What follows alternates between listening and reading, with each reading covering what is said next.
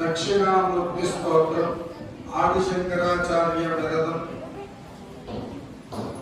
మంత్రపోతమైనటువంటి శ్లోకములు.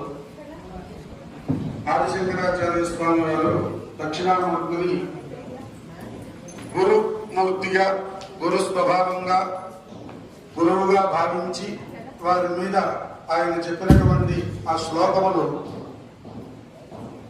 మంత్రలోక మంత్రయుక్తమైనటువంటివి. ఆ శ్లోకములు వినటం, ఆ శ్లోకములు పారాయణ చేయటం, దక్షిణామూర్తి విగ్రహ దర్శనం, దక్షిణామూర్తి అర్చన, చిత్రపటాన్ని చూసినా కూడా ఆయన అనుగ్రహం తప్పక లభిస్తుంది. దక్షిణామూర్తి జగద్గురువు అంటే ఆయనకే వర్తిస్తుంది. ఆయన శ్లోకాల్లో శంకరాచార్యుల వారు చెప్తారు, మౌనవ్యాఖ్య ప్రకటిత పరబ్రహ్మతత్వం. ఆయన పరబ్రహ్మతత్వంగా తదేకమూర్తిగా ధ్యానిస్తూ మౌనంగా, గురోస్తు మౌనవ్యాఖ్యానం, శిష్యాస్తు జన్మ సంశయా.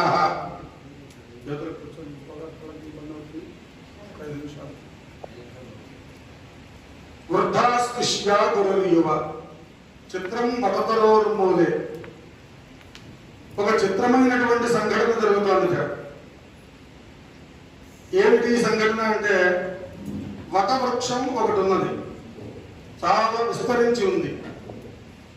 పెద్ద వృక్షం కింద వృద్ధులైనటువంటి శిష్యులు అనేక మంది చెట్టు కింద గురుముఖతగా కూర్చొని గురువు గారు గురుయువా చాలా చిన్న పిల్లవాడిగా ఉన్నారు. గురువు గారు అంటే ఇంత వృద్ధులేంటి, శిష్యులేంటి, చిన్న పిల్లవాడు గురువుగా ఉండటం ఏంటి? ఇక్కడ వయస్సుతో సంబంధం లేదు. పాండిత్యం, గొప్పతనం, విజ్ఞానం, బ్రహ్మజ్ఞానం సముపార్జన చేయడానికి వయస్సు అక్కర్లా. పూర్వజన్మ ఫలము, సుకృతము, పుణ్యము ఉంటే అది ఆ సంస్కారం ద్వారా అది అందరికీ ఆపాదిస్తుంది. కొందరికి అది ఆపాదింపబడిన వారు నమస్కృతులే, ఎప్పుడైనా ప్రాతస్పదాలు నమస్కారం చేయాలి.